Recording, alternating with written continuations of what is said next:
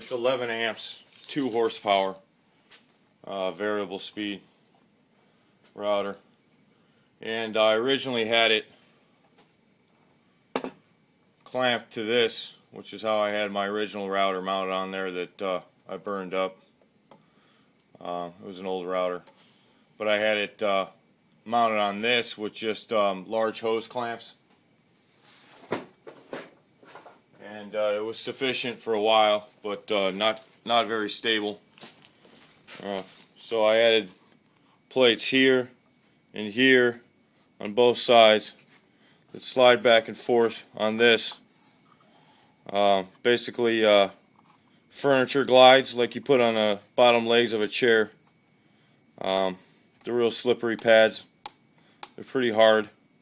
I epoxied those onto blocks, clamped it so it was as tight as I wanted it, and then screwed them into place. And that gave stability side to side here as it glides back and forth. And then the same thing here. This is a black walnut block that I originally had, and I added these blocks on the sides, mahogany. There are 3. I started off with 3 pads on the back of here, those same Easy Glide pads. I now have one on the top and bottom here, and the ones over here I have 2 on the top over here. I got rid of a couple. I had a little dragging issue. I wasn't sure what the problem was, so I got rid of it. My original design for this that I'm not planning on fixing right now was basically this block needs to be redone. We need better bushings, and we need a better slide system to go up and down here. But we're just dealing with what we have right now. There's brass bushings and stainless steel rod, but it's not a high grade rod or anything. It's just a brass flange bushing top and bottom, and we had alignment issues with that. So that's what I fixed the other day. I took out some of the shim screws I had shimming the rod into place. I took them out of the bottoms to get rid of the it was sticking somewhere, and it was sticking on this rod. I got rid of those screws that at one point were helping me keep it straight and stabilize it, but now I have this stabilizing.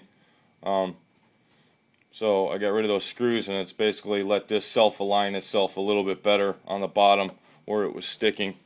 So while I had it apart, I redid this. This is basically spray painted plywood, high grade plywood, and this is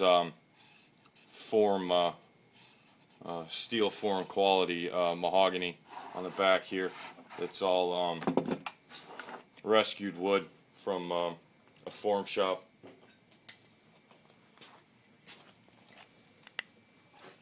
So what I'm going to do now is, with the router base flat on the table, I would think that would mean that the router bit was square, because I'm assuming that the router base that came with the router, once the router is in it, I assume, which might make a ass out of me and you and everybody else involved, but I'm going to assume that will make this square to the table.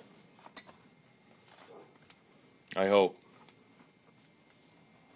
So this is flat on the table surface. Clamp this down tight.